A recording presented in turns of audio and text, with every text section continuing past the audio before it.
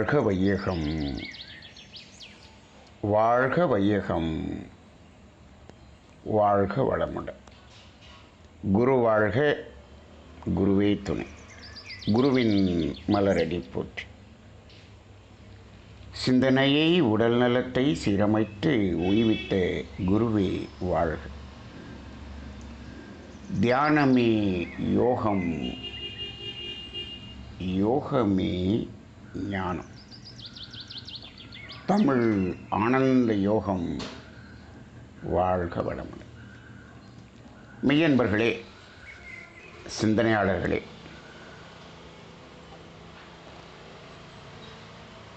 நாம் ஒவ்வொரு திங்கட்கிழமையும் கர்மவினை கழியும் இரகசியங்கள் என்று ஒரு சிந்தனையை பல்வேறு கோணங்களிலே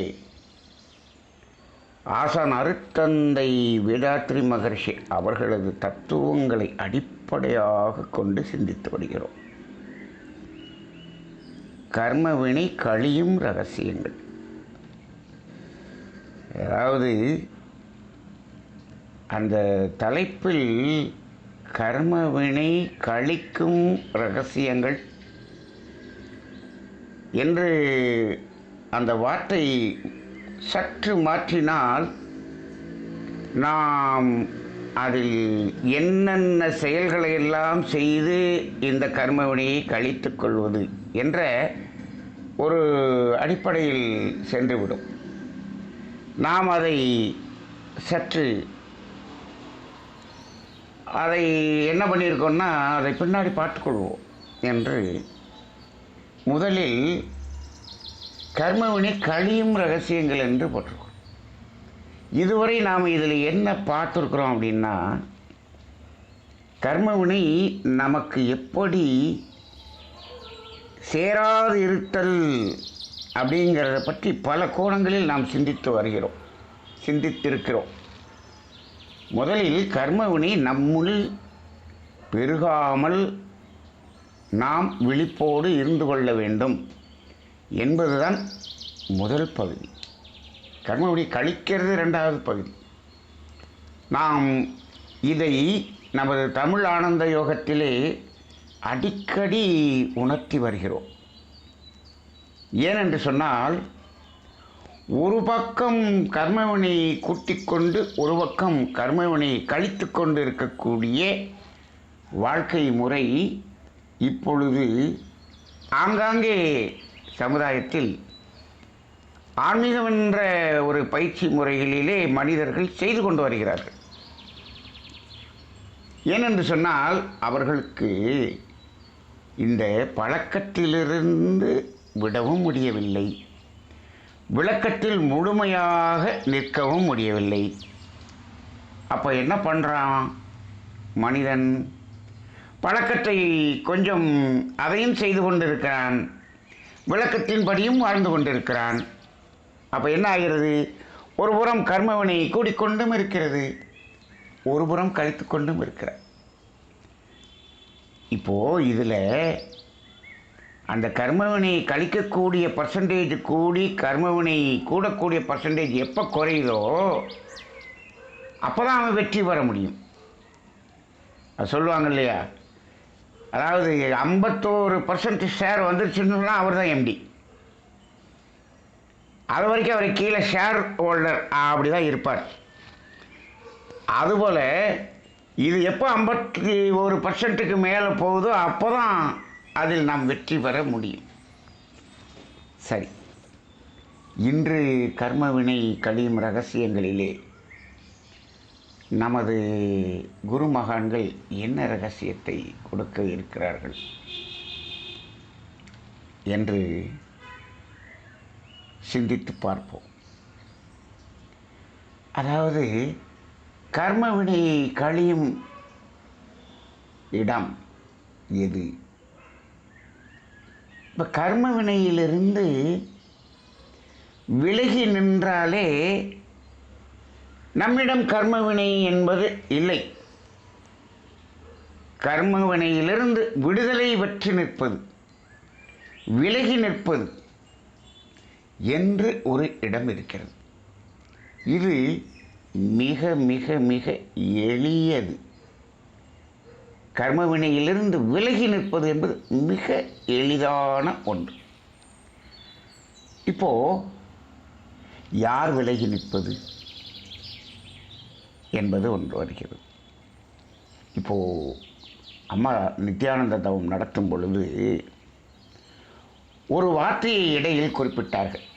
என்ன வார்த்தை என்று சொன்னால் சுய தரிசனம் என்று ஒரு வார்த்தை அங்கு அவர்கள் பிரயோகப்படுத்தினார்கள். சுய தரிசனம். இப்போ சுய தரிசனம் என்றால் என்ன? அதை எப்போ அந்த வார்த்தையை சொன்னாங்க? அந்த ஒரு ஆனந்த உணர்வில் இருக்கும்போது அவங்க சொன்ன வார்த்தை சுய தரிசனம். இப்போ சுயத்தை நாம் தரிசனம் செய்கிறோம். இப்போ தரிசனம் செய்வது யார்? எதை தரிசனம் செய்கிறோம்? சுயத்தை தரிசனம் செய்கிறோம். சுயம் என்பது எது? அதை தரிசிப்பது யார்? அந்த இடத்தில் என்று ஒரு சிந்தனைக்குள்ளாக சென்று பாருங்கள். இங்கே தரிசிப்பது யார்? யாரை தரிசிக்கிறோம்? சுயம். அந்த இடத்துல நம்மையே நாம் தரிசிக்கிறோம். சுயம் என்றால் என்னுடைய மூலம், ஒரிஜினல் ஸ்டேட் அப்படின்னு சொல்லலாம். அதை சுயம் என்று சொல்லலாம். அப்போ அதை தரிசிக்கக்கூடியது யார்? அதுவும் நானே தான். சுய தரிசனம் செய்கிறோம். செய்வது யார்? அதுவும் நானே தான். யாரை தரிசிக்கிறோம்? என்னையே தான் தரிசிக்கிறோம். என்னையே நானே தரிசிக்கிறேன். அந்த இடத்துல ஒரு துவைதமாக தெரிகிறது அல்லவா? துவைதமாக தெரிகிறது. அத்வைதம் என்றால் ஒன்று. இப்போ இந்த இடம் துவைதமா அத்வைதமா என்று பார்த்தால் இது அத்வைதம். புரிந்து கொண்டால் அது அத்வைதம். சாதாரணமாக மேலோட்டமாக பார்க்கும் பொழுது அது துவைதம். ஏன்? அங்கு உணர்ந்து கொள்பவர் ஒன்று இருக்கிறார், உணரப்படும் பொருள் ஒன்று இருக்கிறது. அப்போ இரண்டாக இருக்கிறது என்று பார்க்கிறோம். இப்போ இந்த இடத்துல நாம் அந்த சுயமாக இருப்பது எது, அதை உணர்வது யார் என்பதை சற்று சிந்தித்து பார்க்க வேண்டும்.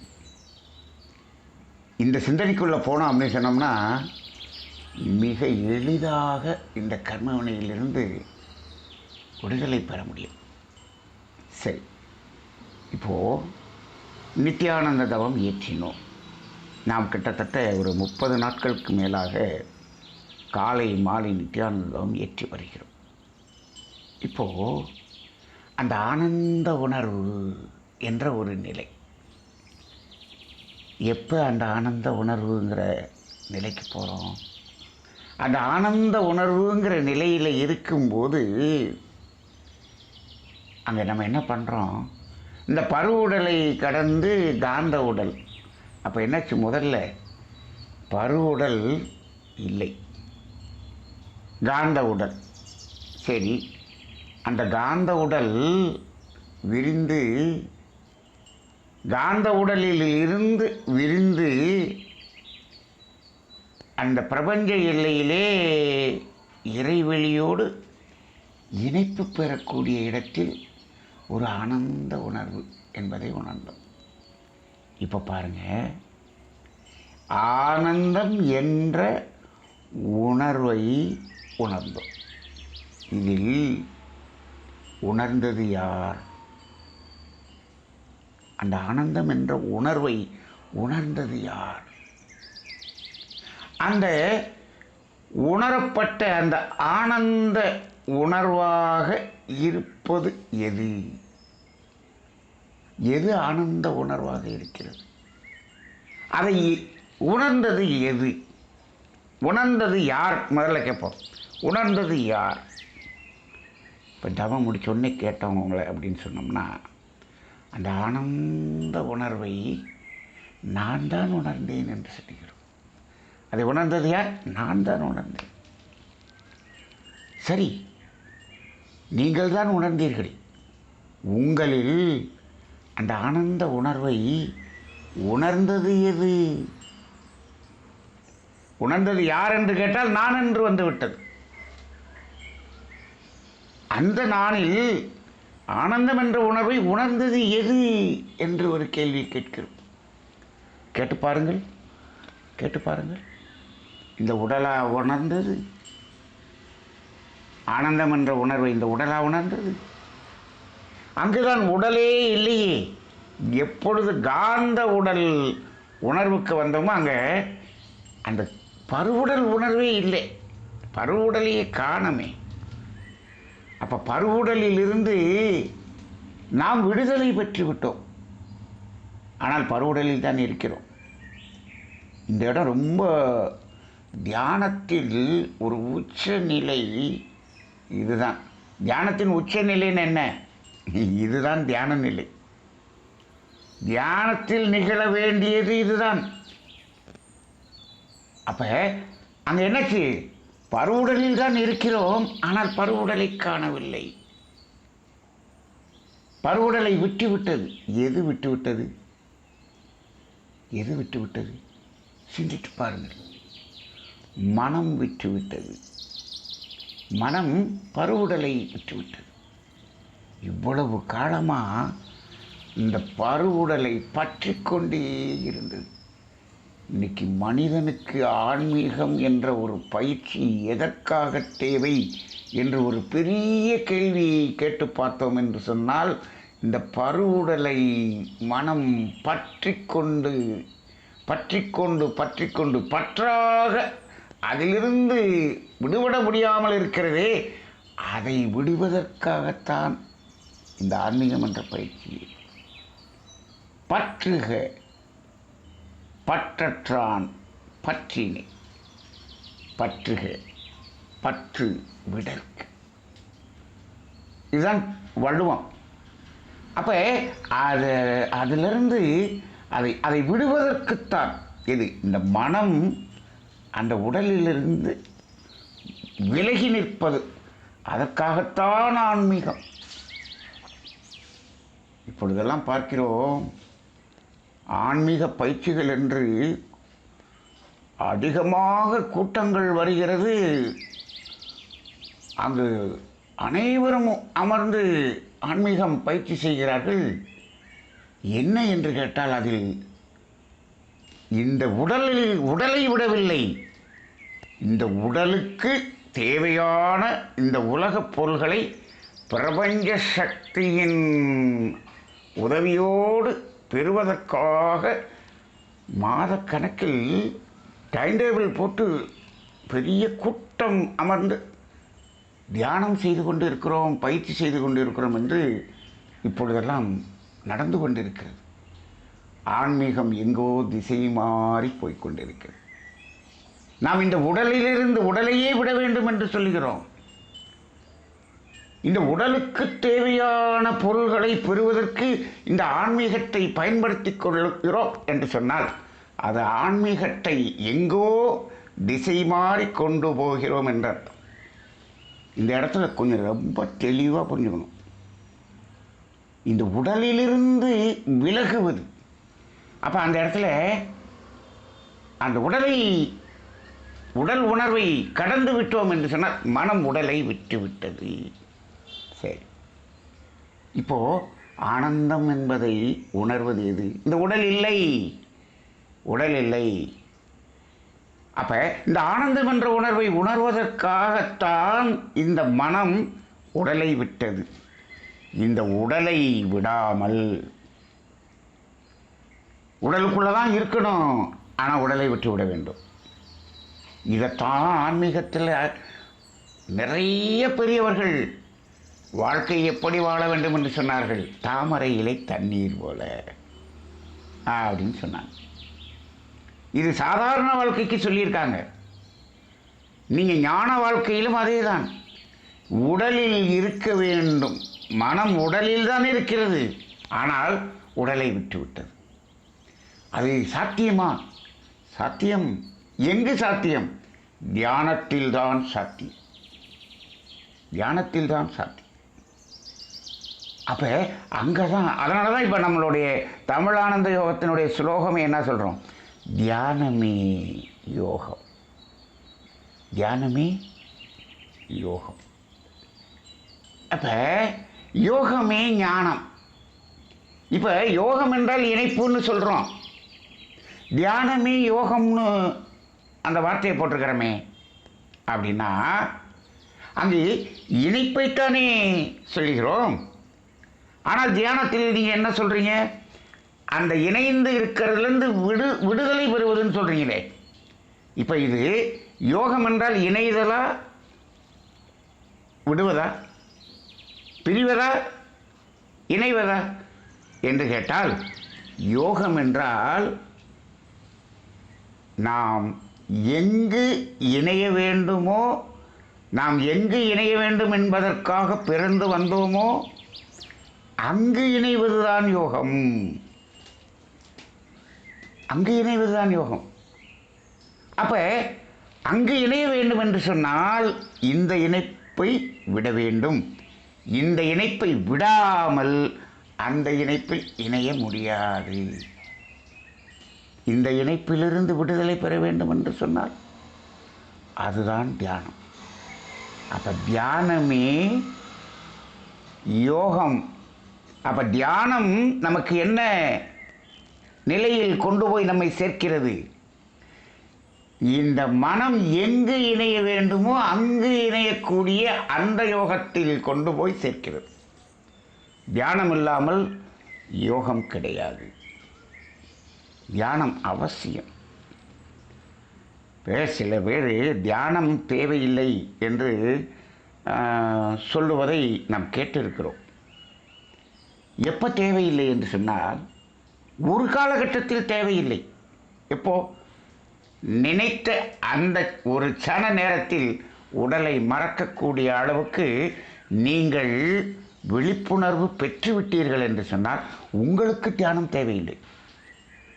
நீங்கள் அந்த நிலைக்கு வந்த பிறகு சமுதாயத்தை நோக்கி தியானமே வேண்டாம் அப்படின்னு நீங்கள் சொல்லக்கூடாது. உங்களுக்கு தேவையில்லை. உங்களுடைய நிலையில் உங்களுக்கு தேவையில்லை. ஆனால் அந்த நிலைக்கு வரும் வரை அவர்களுக்கு தேவை. இப்போ நீங்கள் மலை ஏறுறீங்க, நீங்கள் கையை வீசி அப்படியே ஏறிடுறீங்க. ஏன்? ஏறி ஏறி ஏறி பழகி அப்படியே ஏறிட்டீங்க. இப்போ தான் புதுசாக வர்றாங்க கொஞ்சம் பேர். அப்போ அவங்க என்ன பண்ணுறாங்க? ஒரு குச்சியை வச்சுட்டு ஏறுறாங்க. குச்சியை வச்சுட்டு ஏறுறாங்க. என்னங்க நீங்கள், நான் இத்தனை வயசு, நான் 65 வயசில் அப்படி கையை வீசி ஏறுறேன், நீங்கள் என்ன 40 வயசில் குச்சியை வச்சுட்டு ஏறுறீங்க? இப்போது அவர்களும் அதை விட்டுட்டு ஏறுவாங்க. ஆனால் ஆரம்ப நிலையில் அவர்களுக்கு குச்சி வேண்டும். அந்த குச்சியை வச்சு ஏறி ஏறி ஏறி பழகி அப்புறம் என்ன பண்ணுவாங்க? அது இல்லாமலே அவங்களும் அந்த நிலைக்கு வருவார்கள். அப்போ ஒரு நிலையை நாம் அடைந்து விட்டோம் என்பதற்காக அதெல்லாம் தேவையில்லை என்று சொல்ல முடியாது. இங்கே தான் வேதாத்ரி மகரிஷி உயர்ந்து நிற்கிறார். உயர்ந்து நிற்கிறார். வேதாத்ரி மகரிஷி அவர்களுக்கு தியானமோ தட்சோதனையோ இதெல்லாம் தேவையான்னு கேட்டால், அவர் அதிலெல்லாம் வெற்றி பெற்று ஒரு நிலை அடைந்தவர். ஆனால் அவர் என்ன பண்ணுறாரு? சமுதாயத்துக்கு வரும் பொழுது அவர் என்ன பண்ணுறாரு? இறங்கி வர்றார். நம்ம நிலைக்கு இறங்கி வர்றார். நம்ம நிலைக்கு இறங்கி அந்த அடிப்படை தியானத்திலிருந்து, தற்சோதனையிலிருந்து அங்கேருந்து ஆரம்பிக்கிறார். அவரோட நிலையில் உட்காந்துட்டு நம்மளை கூப்பிட்டுருந்தாருன்னா இன்றைக்கி வேதாத்ரி மகரிஷி பின்னாடி எத்தனை பேர் போயிருக்க முடியும்? யாரும் போயிருக்க முடியாது. ஆனால் ஒன்று நடந்திருக்கும். வாழ்க்கையில் நான் ஒரு 10 பேரையாவது ஒரு நிலையில் பார்க்க வேண்டும் என்று அவர் மனதுக்குள்ள ஒரு ஏக்கம் இருந்ததே. அந்த 10 பேரை அவர் என்ன பண்ணியிருப்பார்? உருவாக்கி இருப்பார். அப்படி இருந்திருந்தா அந்த 10 பேர் மட்டும் உருவாகியிருப்பாங்க. ஆனால் மகரிஷியினுடைய அன்பும் கருணையும் பாருங்க, அந்த 10 பேரை மட்டும் உருவாக்கி கொண்டு வர்றதுங்கிறத விட பல கோடி பேரை அந்த பாதையில் திருப்பி விடக்கூடிய அந்த நிலையை செய்து அதிலேயே அவர் திருப்தி அடைஞ்சார். அவர் ஆன்மா அதில் திருப்தி அடைந்தது. எந்த பாதையில் நாம் விலகி சென்றிருந்தோமோ அந்த பாதையிலிருந்து நம்மை திருப்பி சரியான பாதையில் கொண்டு வந்து விட்டார் பாருங்க. இதுக்காக அவர் இறங்கி வந்து அவர் கொண்டு வந்து விட்டார். இப்போ இதில் அவர் அடைந்த நிலையை நாம் அடைய வேண்டும். ஒரு 10 பேராவது அந்த நிலையை அடைந்து அதை அவர்களுக்கு உணர்த்தினால் இப்பொழுதும் அருட்தந்தை வேதாத்திரி மகரிஷி அவர்களுடைய ஆன்மா அங்கு சாந்தி அடையும், அமைதி அடையும். இல்லைன்னு சொன்னால் அது அமைதி இல்லாமல் தான் இருக்கும். எப்போ வள்ளலார் அவர் அந்த கடைபிடித்தேன் கொள்வாரில்லை மீண்டும் வருவோம் என்று சொன்னார் பாருங்க. இந்த 10 பேரை பார்க்குற வரைக்கும் மகரிஷியுடைய ஆன்மா அமைதி அடையாது. நான் ஏன் சொல்கிறேன்னா, நான் ஒருவரை கூட பார்க்கவில்லை, என்னுடைய காலம் முடிய போகுதுன்னு அவர் சொல்லும்போது, அந்த வார்த்தையை சொல்லும்போது நாங்கள் எல்லாம் முன்னாடி உட்கார்ந்துருக்கோம். அவ்வளவு மனதில் ஒரு ஏக்கமும் சோகமும் அவர்கிட்ட இருந்துச்சு. ரொம்ப ரொம்ப அந்த அந்த வார்த்தை ரொம்ப ஒரு ஒரு தளர்ந்த நிலையில் அதை சொன்னார். ஒரு ஏக்க நிலையில் அவர் சொன்னார். அதையெல்லாம் நேரடியாக பார்த்ததின் அடிப்படையில் நான் சொல்கிறேன். நிச்சயமாக அதை பார்க்குற வரைக்கும் அவருடைய ஆன்மா அங்கே அமைதி ஆகாது. எங்காவது ஒரு இடத்தில் அது அந்த ஒரு நிலையை உருவாக்குவதற்காக எங்காவது ஒரு இடத்தில் அது பயணித்து கொண்டு தான் இருக்கும். ஏன்னா அப்படிப்பட்ட இயக்கம் அது யாரோட இணைப்பில் வந்த இயக்கம்? வள்ளலாரனுடைய இணைப்பில் வந்த இயக்கம் அல்லவா? அப்படி இருக்கும். சரி, இப்போ அந்த பாதையில் நாம் அந்த நிலையை அடைய வேண்டும். ஆனால் இப்பொழுது என்னுடைய மனதில் இருக்கக்கூடிய வருத்தம், மிகப்பெரிய வருத்தம் என்ன என்று சொன்னால், அவர் கரெக்டாக கொண்டு வந்து பாதையில் கொண்டு வந்து விடுறாரு. நாம் தவறான பாதையில் போயிருக்கோம், அதை விட ஒரு சரியான பாதையில் கொண்டு நம்மளை விட்டார். இதில் பயணித்து கொண்டிருப்பவர்களை நாம் ஏற்கனவே சென்ற பாதையை விட மோசமான பாதைக்கு அழைத்து செல்லக்கூடிய ஒரு இயக்கங்கள் இப்பொழுது வளர்ந்து கொண்டிருக்கிறது என்பது மிக மிக மிக வேதனையாக இருக்கிறது. இப்போ அங்கேருந்து அழைச்சிட்டு வந்ததை எப்படி வந்தார் பாருங்க, எப்படி அழைச்சிட்டு வந்தார். இப்போது தற்சோதனை அகத்தாய்வு என்ற வகையிலே இது ஒவ்வொன்றிலிருந்தும் விடுதலை பற்றி அதிலிருந்து அழைச்சிட்டு வந்தார். அப்போ இந்த புலன் மயக்கத்திலிருந்து விடுதலை, புலன் அனுபவங்களிலிருந்து விடுதலை, அதன் பிறகு 3வது கட்டத்தில் அந்த உடலிலிருந்தே விடுதலை. இப்படி விடுதலை பற்றி அங்கு பயணிக்க, இந்த நிலையில் பயணிக்கும் போதுதான் துரியாதீதம், நித்யானந்தம், 9 மையதவம், பிரணவதவம், இறைநிலைதவம், இதெல்லாம் இந்த 3 நிலையை கடந்து அந்த இதில் பாதையில் கொண்டு விட்டார். இப்போ இப்படி போய்கிட்டு இருக்கிறவங்கள இந்த பிரபஞ்ச சக்தியை, பேராற்றலை, அந்த ஆற்றலை பயன்படுத்தி வாழ்க்கையின் வசதிகளை, வாழ்க்கையின் வளங்களை பெருக்குவது எப்படி என்று பயிற்சி கொடுக்கறது அப்படின்னு சொன்னால், அது இன்னும் அதாவது சரியான பாதையில் இருப்பவர்களை புதைகுழியை நோக்கி செல்லக்கூடியதாக இருக்கிறது. நல்லா பாருங்க, வாழ்க்கையின் தேவைகள் நிறைவு பெற்று அதில் நாம் தேவைக்கு மேலே இருப்பவர்கள் மட்டும்தான் இந்த இணைப்பில் இணைகிறோம். இன்றைக்கி 35 பேர் இணைஞ்சிருங்கன்னா நான் சத்தியமாக சொல்லுகிறேன், அந்த வார்த்தையை கூட நான் பயன்படுத்துகிறேன். உங்களது உடலின் தேவைக்கு பொருள் இல்லை என்று சொன்னால் சத்தியமாக நீங்கள் இங்கே இணைந்திருக்க மாட்டீர்கள். இப்போ இப்போ இப்போ 2 பேர் வெளியே போனாங்க அப்படின்னு சொன்னோம்னா அவங்க உடலின் தேவைக்காக போகிறாங்கன்னு எடுத்துக்கலாம். நான் அதுக்காக வெயிட் பண்ணி பார்க்குறேன், யாரும் போகலை. சரி, கொஞ்சம் நேரம் கழித்து போனாங்கன்னா அவங்க வேறு காரணத்துக்காக போவாங்க. உடலின் தேவைக்காக மகரிஷி தெளிவாக சொல்கிறாங்க, உடலின் தேவை நிறைவு பண்ண பிறகு இங்கே வா அப்படிம்பார். அப்போ தான் வருவாங்கன்றார், அப்போ தான் வருவாங்க இங்கே. அப்போ உடலின் தேவையே நிறைவாக இருப்பவர்கள் இங்கே ஆசிரியராகவே இருக்கிறோம் என்று சொன்னால் தவறு, அது தவறு. அப்போ எல்லோரும் என்ன பண்ணியிருக்கோம், அதிலிருந்து விடுதலை பெறுவதற்குத்தான் வந்திருக்கிறோம். பிரபஞ்ச சக்தியை பயன்படுத்தி பெறுவது என்பது ஆன்மீகமே அல்ல. அது இந்த உலகத்தில் பொருள்களை ஈர்ப்பதில் ஒரு ஸ்மார்ட்டாக, அதாவது எப்படி எளிமையாக ஒரு டெக்னிக்காக ஈர்க்கிறதுங்கிறத அப்படி கொண்டு வர சிஸ்டம் தான் அது. அது ஒரு ஒரு ஒரு ஒரு ஒரு தொழில் மாதிரி தான். சரி, அப்போ இந்த இடத்துல உடலை விட்டு விட்டோம். இப்போது அந்த ஆனந்த உணர்வை உணர்வது எது? உடல் இல்லைன்னு முறிஞ்சு போச்சு, எது அப்படின்னு கேட்டால் எதுவாக இருக்க முடியும்? உடலை மனம் விட்டு விட்டது. இப்போ இங்கே என்ன இருக்குது? உயிர் இருக்கிறது, மனம் இருக்கிறது. சரி, இந்த ஆனந்த உணர்வை உணர்வது உயிரா என்று ஒரு கேள்வியை கேட்டு பார்ப்போம். இந்த உயிர் தான் ஆனந்த என்ற உணர்வை உணர்கிறது, நித்தியானந்தத்தின் கடைசி நிலையில். அப்படியா அப்படின்னு பார்த்தோம்னா உயிர் என்பது உணர்வதற்கான கருவி கிடையாது. உயிர் நேரடியாக எதையும் உணர முடியாது. இந்த உடலிலிருந்து உயிர் பிரிந்து உயிர் தனியாக இருக்குல்ல, அப்போ அங்கே உணர்வு இல்லை.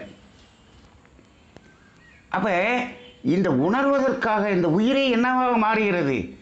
உயிர் தான் படற்கை நிலையில் மனமாக மாறுகிறது. அப்போ மனம் வேறு உயிர் வேறு அல்ல. மனம் என்பது உயிர்தான், ஆனால் அது உணர்வதற்காகவே படர்ந்த நிலை. அப்போ மனம் என்ற ஒன்று தான் உணர முடியும். அப்போ இந்த உடலை விடாமல் இந்த உணர்வை உணர முடியாது. இந்த உடல் மூலமாக உணர்வது முழுவதும் உணர்ச்சி வயம். இந்த உடலை உணர்ந்தால் கூட அது உணர்ச்சி தான். உடலை உணர்ந்தால் கூட உணர்ச்சி தான். சில நேரங்களில் அப்படியே தவநிலையில் அசைவற்று அமர்ந்திருக்கும் அந்த உடலையே பாருங்கள், உடலையே பாருங்கள்னு சொல்கிறோம் இல்லையா? இந்த உடலையே பார்க்குறோம் இல்லையா? இந்த உடலையே பார்த்து கொண்டிருக்கக்கூடியதையும் உணர்ச்சி தான், உணர்ச்சி தான். இந்த உடலை விட்டு விட்டோம் என்று சொன்னால் அங்கே தான் உணர்வு. மகரிஷி தெளிவாக சொல்லியிருக்காங்க. இதை எங்கே சொல்லியிருக்காங்க? நம்ம தேடி எடுக்கணும். எங்கே சொல்லியிருக்காங்க? மனதின் 10 படிநிலைகளில் சொல்லியிருக்கிறாங்க. மனதின் 10 படிநிலைகள் என்ன சொல்லியிருக்காங்க? படிநிலைகள், மனதின் படிநிலைகள் 10. முதல் படி என்ன? உணர்ச்சி. அதானே முதல் படி, உணர்ச்சி. சரி, அந்த முதல் படிக்கு முன்னாடி இப்போ நம்ம எங்கே இருக்கிறோம்? இப்போ கிரவுண்ட் லெவலில் இருக்கிறோம், சமதளத்தில் இருக்கிறோம். இப்போ படியில் உயரப்போகிறோம். முதல் படி என்பது உணர்ச்சி. அது எப்போ அப்படின்னா, எப்போ இந்த உடலில் மனம் இணைகிறதோ, இந்த உடல் உணர்வுன்னு வந்துருச்சுன்னா அங்கே உணர்ச்சி. எப்போ அந்த உணர்ச்சின்னு வந்துட்டீங்களோ, உடலோடு இணைந்து விட்டீர்களோ, அங்கே தேவை, முயற்சி, செயல், விளைவு, அனுபவம், அனுபவம் இப்படி போயிடும். படிநிலைகள் உயர்ந்து போகும். இதுதானே மனதின் படிநிலைகள். அங்கே இந்த படியில் போய் நீங்கள் ஆனந்தத்தை உணர முடியுமா? ஞானத்தை அடைய முடியுமா? எதுவும் முடியாது, முடியாது. அமைதியை உணர முடியுமா? எதுவும் முடியாது. இப்போ இது என்னது? உயர்ந்து உயர்ந்து உயர்ந்து போகுது. இந்த உயர்ந்து போகிறது எப்படி ஆகணும் அப்படின்னோம்னா, அனுபவம், அனுபவம். அந்த அனுபவங்கிற இடத்துல என்ன ஆகணும்? அடுத்து அப்படியே இந்த பூமராங் அப்படின்னு சொல்லி ஒரு இது சொல்லுவாங்க. அப்படி சுற்றினோம்னா அப்படி சுற்றி இந்த சூழ்நிலை காரணமாக திரும்பவும் அந்த தொடங்கிய இடத்துக்கே வந்துடும் இல்லையா? அதுபோல் ஆராய்ச்சி தெளிவு முடிவு அப்படிங்கிறதுல என்ன பண்ணணும், திரும்பவும் அந்த இடத்துக்கு வரணும். எங்கே வரணும்? தொடங்கிய இடத்துக்கு வரணும். எது தொடங்கிய இடம்? Ground level. அந்த கிரவுண்ட் லெவல் என்னது? உணர்வு. இப்போது அந்த ஆராய்ச்சி தெளிவு முடிவுங்கிறது, அந்த முடிவுங்கிறது என்ன அப்படின்னு சொன்னோம்னா, அந்த முடிவுங்கிறது அந்த படிநிலையில் உயர்ந்தது அல்லவா, அது மீண்டும் அந்த உணர்வு நிலைக்கு வருவது தான் முடிவு. அங்கே தான் தேவை நிறைவேறிவிட்டதில்லை, நிறைவேறிவிட்டது. ஆனால் இது என்ன பண்ணுது நம்ம மனசு? அனுபவம் அப்படிங்கிறதுல அனுபவம்ல, அந்த அனுபவம்லையே சிக்கிட்டு நிற்கிது. அந்த அனுபவத்தில் சிக்கிட்டு நிற்கிறது தான் அந்த உடம்புலையே சிக்கிட்டு நின்றுது. இப்போ என்ன பண்ண வேண்டியிருக்கு? தியானத்தில் உட்கார வச்சு நித்தியானந்த தவம் நடத்துகிறோம்னு சொல்லி அப்போ என்ன பண்ணுறோம்? முதல்ல அந்த உடம்புலேருந்து சிக்கி இருக்கிறத வெளியில் கொண்டு வர்றது, அதான் முதல் வேலை நடக்குது. அப்போ என்ன பண்ணுறோம்? இது ஆராய்ச்சி தெளிவு முடிவுன்னு அது வந்திருக்கணும். ஆனால் அதை வர வைப்பதற்கு, எது உணர்வு நிலையில் வர வைப்பதற்கு இப்போ நம்ம தியானம் செய்ய வேண்டி இருக்கிறது. நம்ம ஏன் தியானம் செய்கிறோம்னா, இந்த அனுபவம் என்பதில் சிக்கி இருக்கக்கூடிய மனிதனை, ஆராய்ச்சி தெளிவு முடிவு என்று வரவேண்டிய மனிதனை, வராமல் நின்று கொண்டிருந்த மனிதனை, எங்கேயோ போனவன் அங்கேயே மயங்கி நின்றுட்டானே, வீட்டுக்கே வரல, தேடி போய் அவனை வீட்டுக்கு கூப்பிட்டு வரோம் பார்த்தீங்களா? 4 நாளாக பயிரை காணோம், தேடி போய் வீட்டுக்கு கூப்பிட்டு வரோம் பார்த்தீங்களா? இது மாதிரி வீட்டுக்கு கூப்பிட்டு வர்றது தான் தியானம். அப்போ என்ன பண்ணிட்டோம்? அந்த உணர்வுக்கு வந்துட்டோம். அப்போ பாருங்கள், உணர்விலே தொடங்கி உணர்விலிருந்து உணர்ச்சிக்கு போய் மீண்டும் உணர்வுக்கு வரணும் இந்த மனம். ஆனால் அது வரல. அதுதான் மயக்கம். இதுதான் மயக்க நிலை, மாயை, இப்படியெல்லாம் சொல்லிக்கிட்டு இருக்கிறோம். சரி, அப்போ வந்துட்டோமா? வந்தாச்சு. அப்போ இந்த மனம்தான் உணரக்கூடிய கருவி, உணர்வை உணரக்கூடிய கருவி. சரி, இப்போது இந்த உடலிலிருந்து விலகி விட்டதுன்னு வச்சுக்கோங்க. விலகிடுச்சுன்னு சொன்னால் அதுக்கு என்ன இருக்கு? உணர்வு. உணர்வு என்ன உணர்வு? என்ன உணர்வு அப்படின்னு சொன்னால் அது தன் உணர்வு. தன் உணர்வு. இப்போ என்னவா நிற்கிது? அது மனம் மனமாக நிற்கிது. மனம் மனமாக நிற்கிது. சார், இப்போது உடலை விட்டாச்சு, இந்த மனம் எதையாவது உணரணுமே. ஆமாம், எதையாவது உணரணும். அங்கேருந்து விட்டுட்டு அடுத்ததை உணர்றதுக்கு இடையில ஒரு கேப் இருக்குது பாருங்கள். அந்த கேப்பில் அது தன் உணர்வு நிலையில் நிற்கிறது. இதைத்தான் நமது தமிழ் ஆனந்த யோகம் தனித்த மனம் என்று சொல்லுகிறது. இந்த தனித்த மனம்ங்கிற ஒரு வார்த்தை, அந்த கான்செப்டை நல்லா புரிஞ்சுங்க. இந்த தனித்த மனம் என்ற ஒரு நிலை எய்தாமல் ஆன்மீகத்தில் நாம் வெற்றி பெற முடியாது. இந்த தனித்த மனம்ங்கிறது நிறைய கேள்விகளுக்கு விடையை கொடுக்கிறது. நிறைய கேள்விகளுக்கு விடையை கொடுக்கிறது. இப்போது ரமணருடைய நான் யார், இதை அம்மா ரேகா பத்மநாபன் அம்மா அவங்க ஒரு 8 பாகங்கள் போட்டிருந்தாங்க. அதெல்லாம் கேட்டுட்டு அவங்களுடைய அந்த லைவ் ப்ரோக்ராம்லாம் கேட்டுட்டு அந்த ஆத்ம விசாரம் இதில் நான் கொஞ்சம் நாளாக அதில் முயற்சி செய்து கொண்டே இருந்தேன். இப்போ அது ஒரு நான் யார் என்ற ஒரு விசாரம், ஆத்ம விசாரம், ரைட். அந்த ஆத்ம விசாரத்தில் அதில் போகும்போது என்ன ஆயிடுறோம்? இப்போது நான் இந்த உடல் அல்ல, நான் இந்த மனமும் அல்ல, நான் ஆத்மஸ்வரூபமாகிய அறிவாகிய தெய்வமாக இருக்கிறேன். அந்த நிலைக்கு போயிடுவோம். இப்போ பாருங்கள், அந்த நிலைக்கு போயிட்டோன்னு வச்சுக்கோங்க. இப்போது நான் உடல் அல்ல, சரி, நான் மனமும் அல்ல. இப்போ நானும் மனமும் அல்லன்னு நமக்குள்ளாகவே நாம் உணர்றோம் இல்லையா? நான் மனம் அல்லன்னு சொல்கிறோமே, அதை சொல்கிறது யார் அந்த இடத்துல? இல்லை, நான் ஆத்மஸ்வரூபமாகிய அறிவாகிய தெய்வம். ரைட்டு. இப்போ சொல்கிறது நான் அறிவாகிய தெய்வமே நானாக இருக்கிறேன். கரெக்ட். அந்த நிலைக்கு போயிட்டோம் அந்த இடத்துக்கு போயிட்டோம்னு வச்சுக்கோங்க, அந்த பீக்குக்கு போயிட்டோம்னு வச்சுக்கோங்க. அந்த பீக்குக்கு போன இடத்துல நான் ஆத்மஸ்வரூபமாகி அறிவாக இருக்கிறேன் என்று சொல்வது அறிவாகிய தெய்வமா? அது தெரியுதே. நீங்கள் அந்த உணர்வில் இருக்கீங்களே, அந்த ஆத்மசாரணத்தில் அந்த இடத்துல இருக்கீங்களே, அந்த இடத்தில் நான் ஆத்மஸ்வரூபமாகி அறிவாகிய தெய்வமாக இருக்கிறேன். இதை சொல்வது அறிவாகிய தெய்வமா? இருக்க முடியாது. அந்த அறிவாகிய தெய்வம் அப்படியெல்லாம் சொல்லாது. அறிவாகிய தெய்வமாக இருக்கிறேன் என்று சொல்லக்கூடியது எது என்று சொன்னால் அதுவும் மனம்தான். மனம் என்ற ஒன்று இல்லாமல் ஆத்மஸ்வரூபமாக இருக்கிறேன் என்ற உணர்வுக்கே அங்கே வர முடியாது. அந்த இடத்துல அந்த உணர்வு வருது இல்லையா, இங்கே தான் சுய தரிசனம். அம்மா சொன்னாங்க இல்லையா, சுய தரிசனம். சுயம் என்பது அறிவாகிய தெய்வம். தரிசிப்பது எது? மனம்தான் தரிசிக்குது. மனம் இல்லாமல் அந்த உணர்வு வரவே வராது. சார், மனம்தான் நான் அல்ல அப்படின்னு சொல்லியிருக்கே, எது?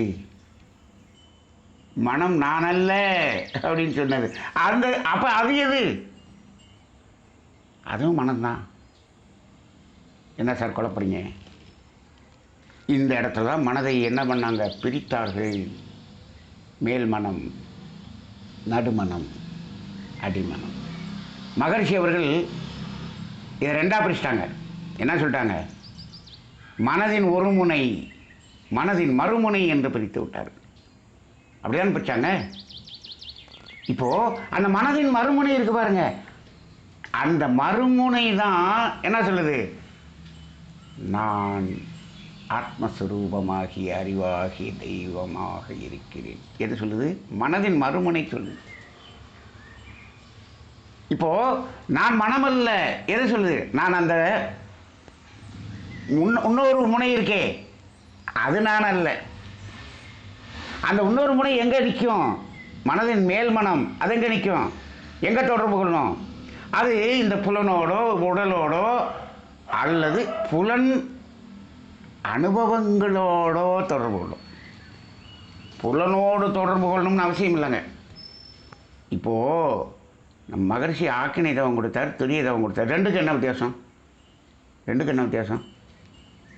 சிம்பிளாக சொல்லணும். ரெண்டுக்கு சிம்பிளாக சொல்லணும் அப்படின்னா, மனம் புலன் வழியாக வெளியேறதை நிறுத்துறது ஆக்கினை. அவ்வளோதான். ஆக்கினையில் அதான் நடக்குது. ஆனால் என்ன பண்ணுது? எண்ணங்கள் வருது. அந்த எண்ணங்கள் எங்கேருந்து வருது? அந்த புலன் மூலமாக பெற்ற அனுபவங்களில் போய் நின்றுக்குது. புலனை விட்டுட்டிங்கன்னா அந்த மனசு என்ன பண்ணோம்னா, புலனைத்தானே விட்டுட்டேன், புலன் மூலமாக பொருளோடு தொடர்பு கொள்வதை நிறுத்திட்டோம், ரைட்டு. ஆனால் ஏற்கனவே தொடர்பு கொண்டு வச்சிருக்கிற அந்த பதிவு இருக்குல்ல, அனுபவம் இருக்குல்ல, அப்போ புலன் அனுபவத்தில் போய் சிக்கிக்குது. அந்த அனுபவத்தையும் விடணும் இல்லையா? அதுதான் துரியத்தில் அந்த அனுபவத்தையும் விடுவோம். ரெண்டையும் விடுறது. அந்த ரெண்டையும் விட்டீங்கன்னா என்னாச்சு? அந்த இடத்துல டிட்டாச் ஆகிடுதா? இந்த ரெண்டுலையும் ஒட்டி நிற்கிறதா மேல்மனம். இப்போ மேல்மனம் புலன் வழியாகவே போகும். இந்த நடுமனம்ங்கிறது அனுபவத்தில் நிற்கும். இந்த அடிமனம்னு இருக்கே, அது என்ன? ரெண்டையும் விட்டுரும். ரெண்டையும் விட்டுட்டு என்ன இருக்கும்? மனமாக நிற்கும். அங்கே மனம் இல்லை என்று சொல்ல முடியாது. மனம் செத்து விட்டது என்று சொல்லுகிறார்கள். ஆமாம், மனம் செத்து விட்டது.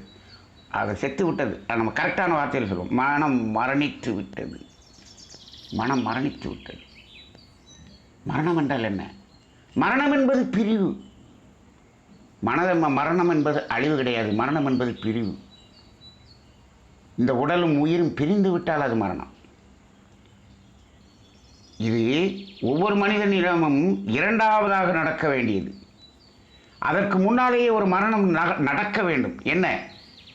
இந்த மனமும் உடலும் பிரியறதற்கே அது முதல் மரணம். உயிரும் உடலும் பிரிவது இரண்டாவது மரணம். மனமும் உடலும் பிரிவது முதல் மரணம். அப்போ மனம் செத்து விட்டதாங்க. என்னாச்சு? உடலிலிருந்து, புலனிலிருந்து, புலன் அனுபவங்களிலிருந்து வெளியே வந்துச்சு. இதான் அடிமனம். அப்போ அங்கே என்ன இருக்கு? மனம் இருக்கு. மனம் இல்லைன்னு சொல்ல முடியாது. மனம் இருக்கு. மனம் இருக்கு. மரணத்தில் உடம்பும் இருக்கு, உயிரும் இருக்கு, ரெண்டு தனியாக இருக்கு. அதான மரணம். இங்கேயும் உடம்பு இருக்கு, மனமும் இருக்கு. இதான் மரணம். ரெண்டு பிரிஞ்சிருக்கு. அந்த மனதுக்கு உடல் உணர்வு இல்லை. இந்த உடல் உணர்வை கடந்து வர்ற இடம் இருக்கு பாருங்க, அதுக்காகத்தாங்க தியானம் பயிற்சி. தியான பயிற்சி. அதுலேருந்து டிட்டாச் ஆகிட்டீங்கன்னு வச்சுங்க, அது தியானம். உடம்பு தெரியல, மனசு என்ன பண்ணிடுச்சு? உடம்பு விட்டுச்சுன்னா தியானம். அதை விடுவதற்கான முயற்சி தியான பயிற்சி. அப்போ தியானமே யோகம். இப்போ என்னாச்சு? அது அந்த மனம் எங்கே நிற்கிது? தனித்த மனம். அந்த இடம் தாங்க தனித்த மனம். தனித்த மனம்ங்கிறது வேறு ஒன்றும் இல்லை. புலன் அனுபவத்தை, புலன் வழியாக செல்வதையும் புலன் அனுபவத்தையும் விட்டுவிட்டால், இன்னும் சிம்பிளாக சொல்லணும்னா, இந்த உடம்பை விட்டுச்சுன்னா மனம் இருக்கே, உடம்பை விட்டுட்டு நிற்கிற மனம் இருக்குல்ல, அந்த மனம்தான் தனித்த மனம். அப்படி ஒரு மனம் இல்லைன்னு சொல்லக்கூடாது, இருக்கு. அந்த மனம்தான் என்ன பண்ணுது? அந்த தனித்த மனம்தான் என்ன சொல்லுது? அடுத்து இங்கே விட்ட உடனே அது ஆட்டோமேட்டிக்காக ஒன்றில் போய் இணையும். எங்கே இணையும்? இயற்கையோடு இணைந்து விடும். எதில் இணையும்? ஆனந்த உணர்வில் இணையும், அமைதியில் உறையும், அன்பில் நிலைப்படும். இதுபோல் ஏதாவது நிலையான ஒன்றாக இருக்கக்கூடிய அந்த உணர்வில் இணைந்து கொள்ளும். இதெல்லாம் நமக்குள்ள நிலையாக இருக்கக்கூடிய உணர்வுகள். அமைதி, நிறைவு, அன்பு, ஆரோக்கியம், அமைதி, ஆனந்தம், மகிழ்ச்சி, பேரின்பம். இதெல்லாம் எங்கு இருந்தும் பெறுவதும் இல்லை, எங்கும் உற்பத்தி ஆவதும் இல்லை, யாரிடமிருந்தும் பெறப்போவதும் இல்லை, யாருக்கும் கொடுக்க போவதும் இல்லை. இதெல்லாம் இயல்பாக இருக்கக்கூடியது. இப்போ இந்த உணர்வுகளாக இருக்கக்கூடியது எது? அப்படி அந்த இறைநிலை தான் இப்படியெல்லாம் இருக்கிறது. அன்பு இறைநிலை தன்மை, ஆனந்தம் இறைநிலையே ஆனந்தமாக இருக்கிறது. மகரிஷி சொல்கிறார் இல்லையா, இன்ப ஊற்றாய் நிறைந்த இறைவா, எங்கும் இன்ப ஊற்றாய் நிறைந்த இறைவா. அப்போ இன்பமாக இருப்பது எது? இறைநிலை. இப்போ மனம் என்ன பண்ணுது? இதில் போய் அட்டாச் ஆகுது, இதையெல்லாம் உணருது. இதெல்லாம் உணர்றதுன்னா இந்த இந்த இந்த இடத்த உணர்றதுக்கு பாருங்க, அந்த இடம் தாங்க ஞானம். அப்போ என்ன? அதை விட்டுட்டா இதை உணரும். அப்போ ரெண்டுக்கு இடையில இருக்கிறது தனித்த மனம். எது? தனித்த மனம் தான் இதை உணர்கிறது. இதே தனித்த மனம் தான் என்ன சொல்லுது? நான் ஆத்மஸ்வரூபமாகிய அறிவாக இருக்கிறேன் என்பதை சொல்லுவதும் இந்த தனித்த மனம்தான். அங்கே அவங்க நான்யார் தத்துவம் அவங்க சொல்கிறதுல கூட, அவங்க ரேகா பத்மநாபன் சொல்லும்போது கூட அவங்க என்ன சொல்கிறாங்கன்னா, அதாவது மனதிலிருந்து நினைவுகளை கழித்து விட்டால் மனம் என்று ஒன்று இல்லை என்று சொன்னாங்க. ஆனால் வேதாத்திரியத்தின் ஆழ்ந்த தத்துவத்தை நாம் உணர்ந்து பார்த்தால், அந்த எண்ணங்களிலிருந்து நினைவுகளிலிருந்து நினைவையும் எண்ணத்தையும் கழித்து விட்டால் மனம் என்ற ஒன்றே இல்லை. மனம் என்று ஒன்று இருக்கிறது, அது தனித்த மனம். இதைத்தான் மகரிஷி அவர்கள் 6ஆம் அறிவு என்று சொல்லியிருக்கிறார்கள். 6வது அறிவு எது? மகரிஷி என்ன சொல்லியிருக்காங்க? மகரிஷி சொல்லியிருக்கக்கூடிய 6வது அறிவை சொல்லுங்கள் பார்ப்போம் என்று சொன்னால் நம்ம என்ன சொல்லுவோம்? முதல்ல 1லேருந்து 5 வரைக்கும் சொல்லுங்க, அப்போ தான் 6 சொல்ல முடியும். முதல்ல 1லேருந்து 5 வரைக்கும் சொல்லுங்கள் அப்படின்னு சொன்னால் எல்லோரும் என்ன சொல்லிடுவீங்க? அழுத்தம், ஒளி, சுவை, மனம். 3 சொல்லி மனம், நான் போட்ட மனம், வாசனை. சரி, 5 சொல்லிட்டீங்களா? இப்போ 6வது சொல்லுங்க அப்படின்னு சொன்னால் மனம். 2 சொல்லி நான் போட்ட மனம் சொல்கிறீங்க. மனம் என்னங்க அது? அழுத்தம், ஒளி, சுவை, மனம். 6வது மனம்.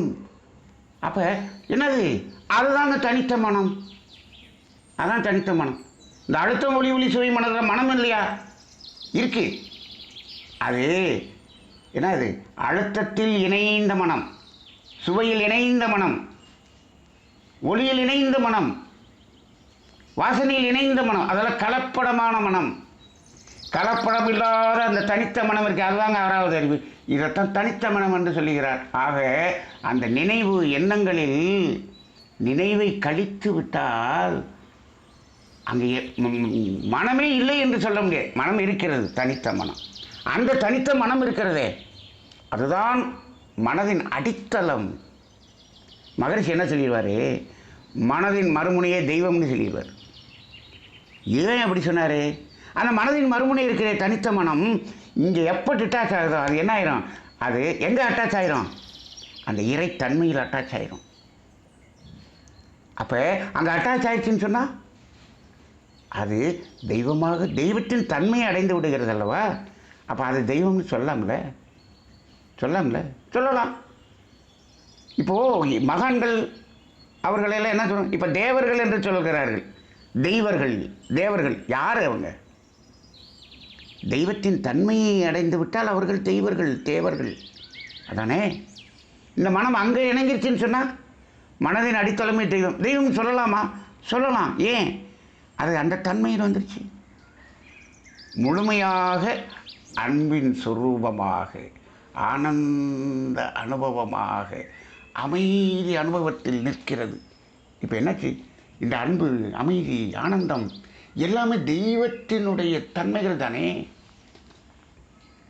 அப்போ அந்த இடத்துல தெய்வம், மனதின் மறுமுனையே தெய்வம். ஆமாம், அந்த தனித்த மனம் இந்த இறை தன்மையில் இணையும் போது தெய்வ நிலையாக ஆகிறது.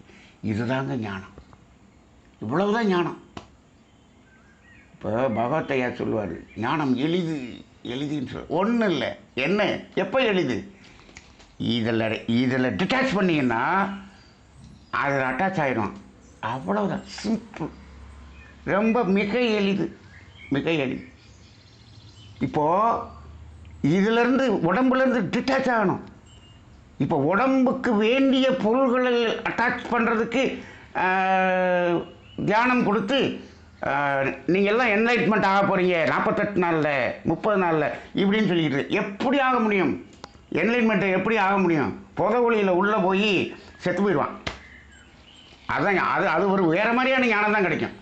எப்பொழுது பொருள் வழியாக போனீங்களோ அது மகரிஷி எந்த பாதைக்கு கொண்டு வந்தாரோ இந்த பாதையும் தவறவிட்டு செல்லுகிறீர்கள் என்பதை சரியாக உணர்ந்து கொள்ள வேண்டும். பாதை சரியாக இருக்க வேண்டும். அப்பொழுதுதான் பயணம் சரியாக இருக்கும். அப்போ அந்த பகவத்தையா அந்த முதல்ல போட்ட அந்த புத்தகத்தின் பேரே ஞானம் எளிதுன்னு போட்டு, ரொம்ப எளிதுன்னு பாரு. இப்போ இன்றைக்கி நம்ம சிந்தித்ததிலிருந்து எளிதா?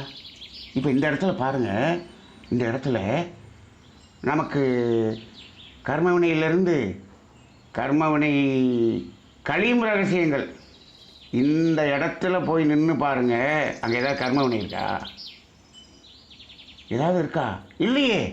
நாம் என்ன பண்ணிட்டோம்? அதான் எல்லாத்துலேருந்து டிட்டாச் ஆகிடுச்ச மனம். தனித்த மனமாக எப்பொழுது வந்து விட்டதோ மனம், அது அந்த கர்மவினை என்பதிலிருந்தும் டிட்டாச் ஆகிடுச்சு. விலகி நிற்கிது சார். ஆனால் அந்த கர்மயத்தில் அது இருக்குதா? அதெல்லாம் இப்போ ஏன் யோசிக்கிறீங்க? நீங்கள் இதில் நில்லுங்க, இந்த ஆனந்தத்தில் அனுபவிங்க, இந்த அன்பில் தோய்ந்து நில்லுங்க, இதில் நின்று பழகுனீங்கன்னா பகவத்தையா சொல்கிற மாதிரி அந்த கர்மவினை அந்த எல்லாமே என்ன ஆயிரும்? நீரோட்டம் போல் அதுவாக விலகி ஓடிவிடும். அப்போ தான் போகணும். நாம் அப்படி நின்று வேடிக்கை பார்க்கலாம்.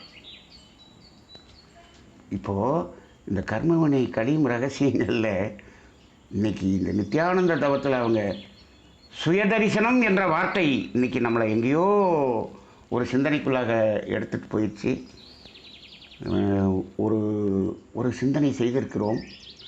இது நித்யானந்த தவம் ஏற்றிக்கொண்டு இருக்கும் பொழுது இந்த சிந்தனை நமக்கு கிடைத்தது என்பது இனி நாளை காலையிலிருந்து அந்த நித்யானந்த தவம் டெய்லி செய்யும்போது இந்த உணர்வுகள் வந்து பாருங்கள். இப்போ நம்ம பேசிட்டோம், இதை நாளையிலிருந்து அனுபவமாக்குங்கள்.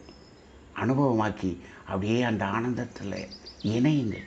அந்த இணைகிறதுக்கு முன்னாடி தனித்த மனம். இந்த தனித்த மனம் என்ற ஒரு கான்செப்ட் இங்கே மகர்ஷி கொடுத்துருக்குறாங்க. தனித்த மனம் என்ற பெயர் வேதாத்திரியத்தில் இல்லாமல் இருக்கலாம். ஆனால் நீங்கள் நல்லா பாருங்கள், 6வது அறிவு என்பது மனம் அப்படின்னு கொடுத்துருக்காரு பாருங்கள். அது தனியாக நிற்கிதா? நம்ம தனித்தன்ற ஒரு பேரை தான் போட்டிருக்கோமே தவிர மகரிஷி சொல்லாததை எதையும் நம்ம சொல்லலை. சில பேர் கேட்டாங்க, மகரிஷி தனித்த மனம்னு ஒன்று சொல்லியே நீங்கள் என்ன சொல்கிறீங்க? அங்கே பாருங்க, அழுத்தம், ஒலி, ஒளி, சுவை, மனம். மனம் தனியாக நிற்குதுல்ல, தனியாக நிற்குதுல்ல? இல்லைங்க, மனம் நிற்கிது, தனியாக நிற்கிதுயா. அந்த அழுத்தம், ஒளி, ஒளி, சுவை, மனதுக்குள்ளேயும் மனம் இருக்குது. மனம் இல்லாமல் நீங்கள் அழுத்தத்தை உணர முடியாது, சுவையை உணர முடியாது. அது கலப்படமான மனம். இங்கே எதுவுமே இல்லை, கலப்படம் இல்லாமல் தனியாக நிற்கிதுயா. அதான் என் தனித்த மனம். சொல்லியிருக்காரா இல்லையா? சொல்லியிருக்காரு. அப்போ அந்த தனித்த மனம் என்ற நிலையில் நாம் அந்த உணர்வுக்குள்ளாக வரும்பொழுது அந்த கர்மவினையிலிருந்து விலகி நிற்கிறோம். கர்மவினை தானாக கழியக்கூடிய ஒரு ரகசியத்தில் இதுவும் ஒரு ரகசியமாக இருக்கிறது. ஆக நமது தியானமே யோகம், யோகமே ஞானம். அந்த வார்த்தைகள் இப்பொழுது நமக்கு தெளிவாக இருக்கும் என்று நம்புகிறேன். இந்த சிந்தனையோடு இன்றைய சிந்தனையை நிறைவு செய்து கொள்வோம். வாழ்க வளமுடன்.